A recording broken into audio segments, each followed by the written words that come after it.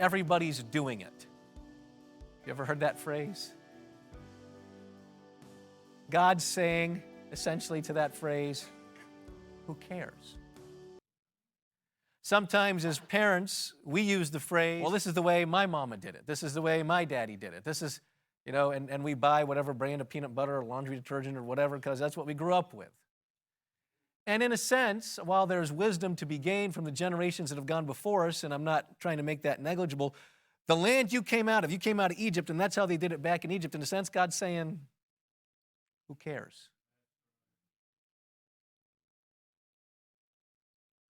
The question is, are we not doing, am I living my life? Well, these are the cultural norms and habits and behaviors, and this is what we do as a society because this is what we do.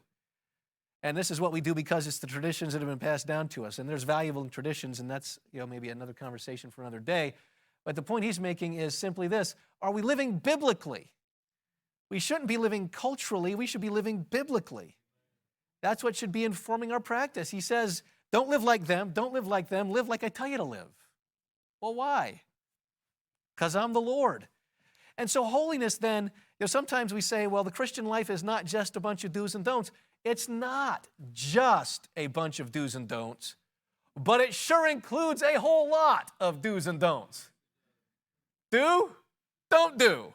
Yes, no, right, wrong, clean, unclean, holy, unholy, touch, don't touch. Holiness obeys. And you can't be holy if you're not obeying. Now, the motivation is love. And holiness is about love, and we saw that last week. But chapters 18 and 20 teach us holiness obeys. And it covers really all of life. Ye shall do my judgments and keep mine ordinances to walk therein. I am the Lord your God. Ye shall therefore keep my statutes and my judgments, which if a man do, he shall live in them. I am the Lord. The title of this message is Holy Living. I want you to obey, God says, because this law I give you, it's a roadmap to life. For the wages of sin is, but the gift of God is through Jesus Christ our Lord. In the book of James, every man is drawn away of his own lusts, right, and enticed. And sin, when it is finished, bringeth forth. I don't want you to die. I don't want you to destroy your lives. I don't want you to bring my civilization as your king, your families, your tribes, your nation, your people, yourself, and your own life into ruin. I am giving you these laws and ordinances, my judgment, so that you can know the path of life. Proverbs says the fear of the Lord is the beginning of wisdom. The Bible describes the wisdom of God as a fountain of life to depart from the snares of death. We are beset on every side by lies and snares and temptations, and God says, this is it. This is truth. This is life. And Joshua says, for me and my house, we'll serve the Lord because this is the path to life. Holiness obeys. Well, why should I obey? So you can live. Jesus said it this way, I'm come that you might have life and that you might have it more abundantly. You're not going to find the answers to life's questions anywhere else.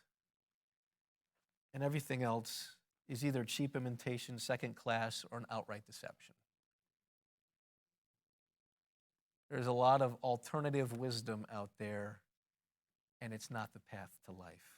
Jesus said it this way, broad is the way that leads to destruction, and many there be that go in at that gate and walk that path. Straight, narrow is the way that leads to life, and few there be that find it. I'm the Lord. I want you to live. To show that the created and natural realm was a picture and intimately connected with the moral and spiritual realms. Just as a man was polluted and defiled and rendered unclean by leprosy, he was by immorality and homosexuality. The judicial penalty was different, but the lesson is that sin is that which corrupts, pollutes, destroys, and ultimately kills, and it's highly contagious. What a vivid illustration. Diet was to be regulated by that which God deemed natural within the created order. They were a holy people. Marriage, physical intimacy was to be within the ordered bounds of what God prescribed as natural between husband and wife. In other words, all of creation was intimately connected, and I live in a world where my actions affect my spiritual well-being.